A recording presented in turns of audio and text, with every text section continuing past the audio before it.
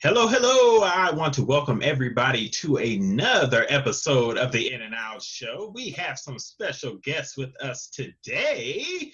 I'm going to go ahead and just jump right on into this thing. So, can you please go ahead and introduce yourself? Give us the name of your business and what it is that you do. You want to go? Go ahead. Okay. We're Honey Creek Farm of Springfield. We are on Facebook. You can find us on Facebook. We have a price list on there. And we do have a Google site as well.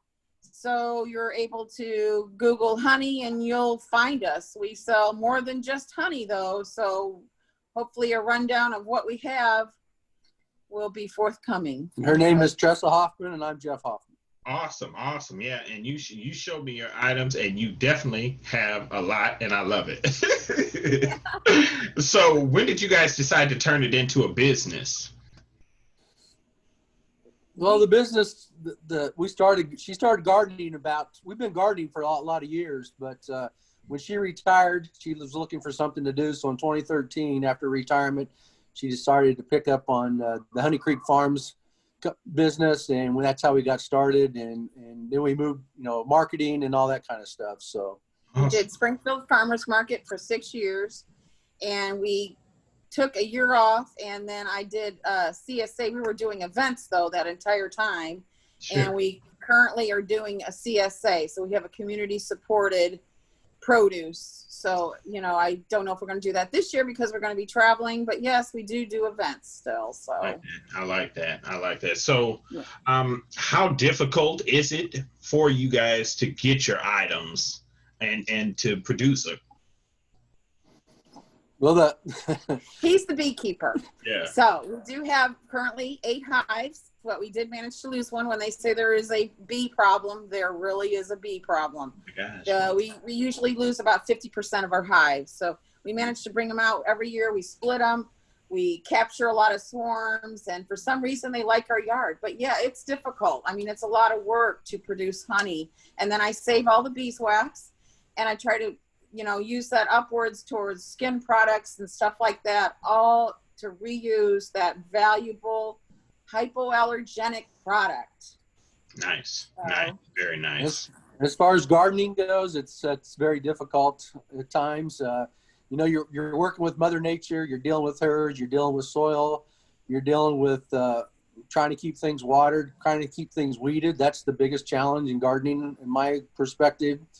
Even though I do most of the groundwork and trying to get things ready, she does most of the picking and selling and the harvesting part of it. But sure. Between the two, just for 2 people alone on the 8th acre that we do have, it's a very time-consuming project, and especially during the summer when it's 70, 80 degrees outside with the humidity. Right. And we're out there trying to weed, and usually when weeding goes on, it's the same time you're trying to harvest things. So it's all hand in hand, and it makes it quite difficult to keep up with the weeds because the weeds seem to grow a lot more faster than the produce does. I bet it is. Oh, wow. So do you think that farming is starting to be a thing of the past, or do you think it's something that is like making a comeback? I think it's making a comeback for some. From the big farming is probably slowing down a little bit, but I think the grower part of it for the gardening and the produce, I think it's coming on. Awesome. I think it's coming back because I see a lot more producers out there at markets and stuff. They're trying to grow their own products and sell them. This last year was really, yes, it was really, I could see the people are wanting locally produced product. The year before though, I think it's going by the wayside, and I still think that it is a little bit. I think people could support it more. And we really need local support in order to survive. Mm-hmm. I have some, sorry about that. No problem. I have some misgivings on some of that. I go to the store and see what everybody's buying, and all these, and because I still have to buy sugar and stuff myself. We have to buy sugar to feed the bees, believe it or not. We have to feed the bees to get them through winter. So it's a hard thing, but kind of aggravates me a little bit. But I think that this last year was a real eye opener for a lot. So I think sales have fallen somewhat for the small time farmer because they're used to being easily accessible to us. Sure. And it's a little bit more difficult now. And I think that attendance might have fallen at the farmers market. We did farmers market for 6 years, and it's too much work. We had to quit that. So I couldn't get the amount of produce grown for what I needed for that. Right. And, there's a lot of challenges to doing it with two people, yeah, especially when one's still working full time. So yeah, for sure. Yeah, but see, I feel like that's a part of the that small business spirit, and it's one of the things that I find that you really have to be passionate about what you're doing. Yeah, you'd have to be. Exactly. Right, Yep, yes. you definitely have to be passionate about it because I sat at a desk for the state of Illinois for 30 years, and I so wanted to be outside working. So yes, that was what inspired me. I was actually growing for farmers market before I retired. So I actually were growing and selling before then, but yeah. Awesome. So then is that like what your favorite part of the business is? Is it just, producing everything, or is it selling it, or? The hardest part is both. Yes, both. It's just a lot of work, and we probably should hire somebody. And I did a couple years ago, but they want it. Nobody wants to come here. They don't want me to pay. I just can't pay that much. It's more of a trade for produce part of it. But I was paying her a mere $10 an hour when she came to market to help me. But it was kind of tough. It was easy work. Don't get me wrong, to come out downtown to help me set up, that was easier than picking and cleaning and, doing everything else. But it's just, I can't pay that much. And I gave her a lot of produce too as pay. So.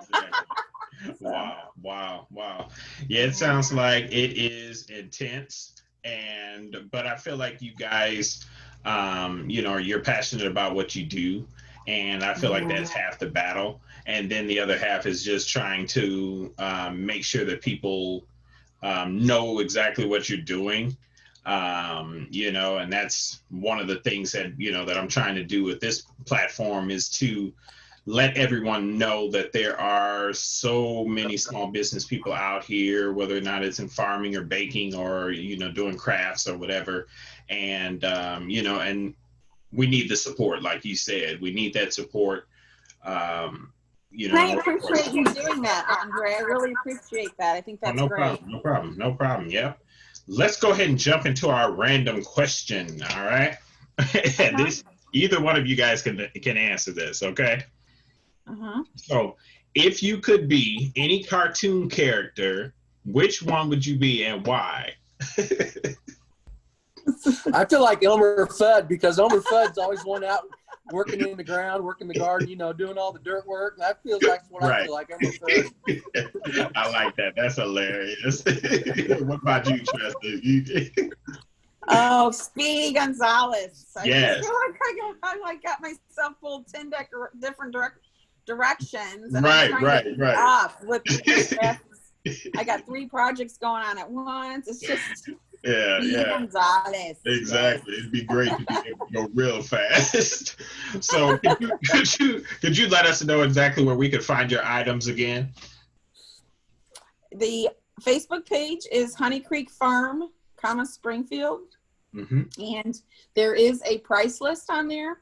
We do have some greens available right now. Kale, chard, and I have dried beans, and then I have spice blends and candles and skin products. So yes, I mean, it's all, and it says price list. It's at the top of the feed. And I'm sorry, that's the only way I have. You can Google honey for Springfield, and it will come up, and it'll have a link directly to the Facebook. And I can only put the price list in one place, and I'd like to fix that and change it, but it's a work in progress. So hey, no problem. So, and like I always do for my videos, I will put in her information right there in the description, so you will be able to find Honey Creek Farms. I want to thank you both for being here. It was great and eye-opening, and I want to thank everybody for watching. We will be back with you very soon.